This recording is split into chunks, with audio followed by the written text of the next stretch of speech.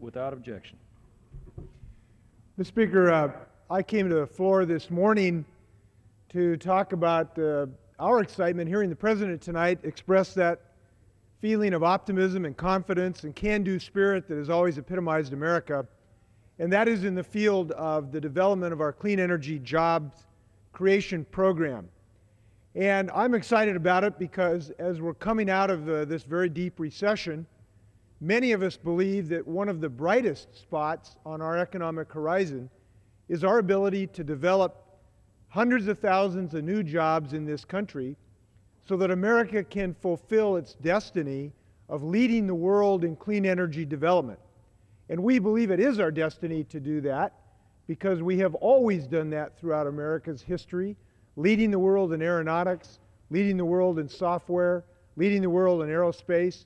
And now we have a great opportunity to lead the world in the development of clean energy. And when we do that, we do believe we will create hundreds of thousands of new jobs. And I look forward to the President's ideas on how to do that.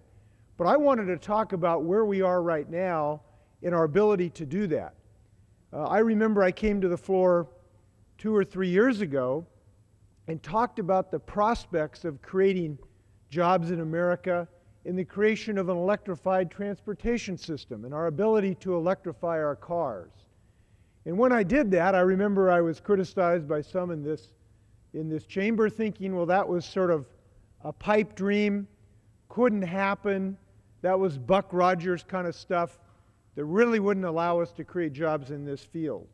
Well, I want to bring us back up to where we are now in this year to see what progress we've been made. I want to mention 3 pieces of progress we made that are going to, I think, be examples A, B, and C of why the President's message of clean energy will be received well tonight. Number 1, this year, the General Motors Volt, a plug-in hybrid electric, a car that you can plug in and go 40 miles on all electricity, and then if you want to go more than 40 miles, it's got an internal combustion engine that will generate electricity to charge the battery that will run the wheels of the General Motors Volt. And when I asked General Motors to bring the Volt to Capitol Hill a few years ago, people thought, this interesting idea will never work. Well, guess what? The General Motors Volt this year was North American Car of the Year a couple weeks ago, stunned the auto industry, and is going to be one of the great leaders as we move to the electric cars of the future.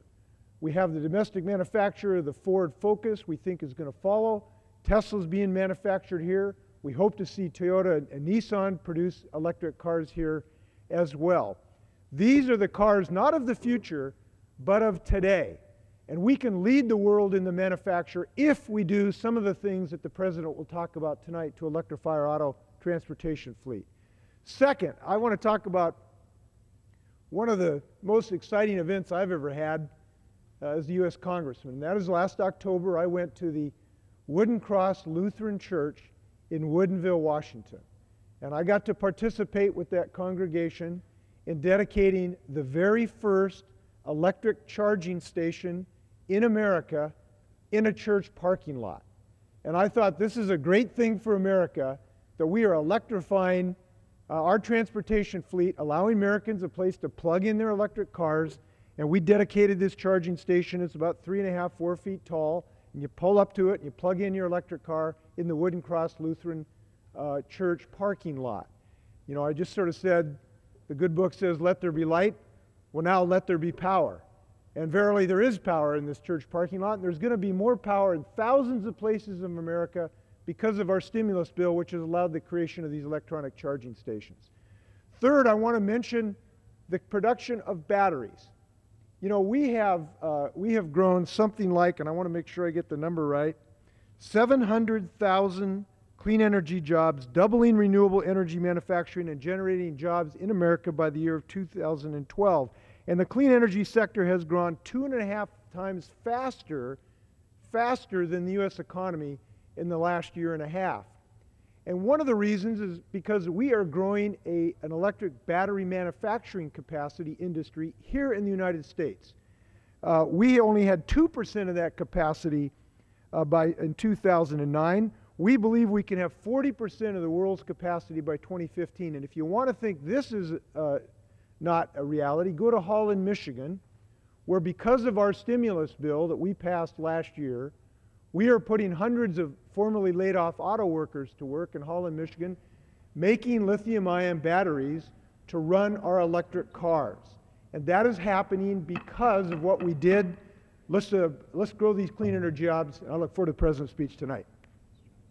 Gentleman.